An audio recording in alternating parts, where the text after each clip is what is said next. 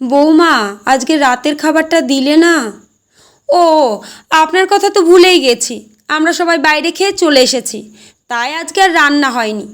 তারপর বৌমা কৌটা থেকে দুটো বিস্কুট বের করে বলে, এই নিন, এইটা খেয়ে শুয়ে পড়ুন। সীমাদেবী তখন বলেন, রাতে এই দুটো বিস্কুট খাবো বৌমা, আর কিছু নেই।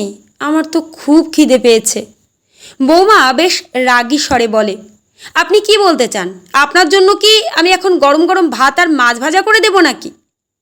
না বৌমা, আমি সেটা বলিনি। আর দুটো বিস্কুট হলে ভালো হতো। না না, আর হবে না। আপনি এখন যান তো এখান থেকে। বেশি জ্বালাবেন না। খুব ক্লান্ত লাগছে, বিশ্রাম নেব। যান এবার।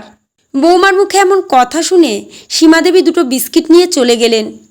পরের দিন দুপুরে সীমাদেবী একটু বেশি ভাত চাইলে সীমাদেবীর বৌমা বলে, না না, ভাত হবে না। এই বয়সে এত ভাত কি করে খান? একটু কম খেতে তো পারেন। না বৌমা, সেটা নয়। গত রাতে তো সেরকম কিছু খাওয়া হয়নি, তাই খুব খিদে লেগেছে গো। দাও না বৌমা দুটো ভাত।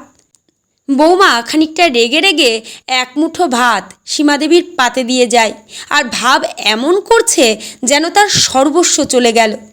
এরপর সীমাদেবীর বৌমা প্রায় সীমাদেবীর সঙ্গে খারাপ ব্যবহার করে, এমনকি মাঝে মাঝে দুটো খাওয়ার জন্য তাকে অনেক কথা শুনতে হয়। ছেলেও বৌমাকে কিছু বলে না। এরপর একদিন সীমাদেবী তার ছেলে বৌমাকে ডেকে বললেন, তোমাদের আমাকে দেখাশোনা করতে, আমাকে খাবার দিতে প্রচুর কষ্ট হচ্ছে বুঝতে পেরেছি। তাই ভাবছি আমার যা বিষয় সম্পত্তি আছে আমি সব বৃদ্ধাশ্রমে দান করে দেব, এবং আমি নিজেই বৃদ্ধাশ্রমে চলে যাব। মায়ের মুখে এমন কথা শুনে ছেলে বৌমা যেন হতবাক হয়ে গেল। ছেলেকে দেখলাম বৌমার উপর চোখ রাঙাতে লাগলো। তুমি মাকে একটু ভালো করে দেখাশোনা করতে পারো না? এবার থেকে বলে দিচ্ছি, মায়ের খেয়াল রাখবে। মায়ের যেন কোনো কষ্ট না হয়। ছেলে তখন মাকে বলে, মা, তুমি আর 1 মাস আমাদের সঙ্গে থাকো।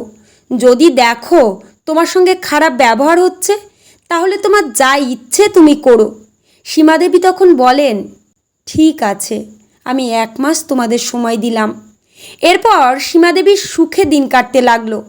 খুব একটা কষ্ট আর হলো না, কারণ সম্পত্তির ব্যাপার বলে কথা। আসলে আমার মনে হয় মা বাবার যত অর্জিত ধন সম্পদ মৃত্যুর আগে পর্যন্ত কোনো ছেলে মেয়েকে দেওয়া উচিত নয়।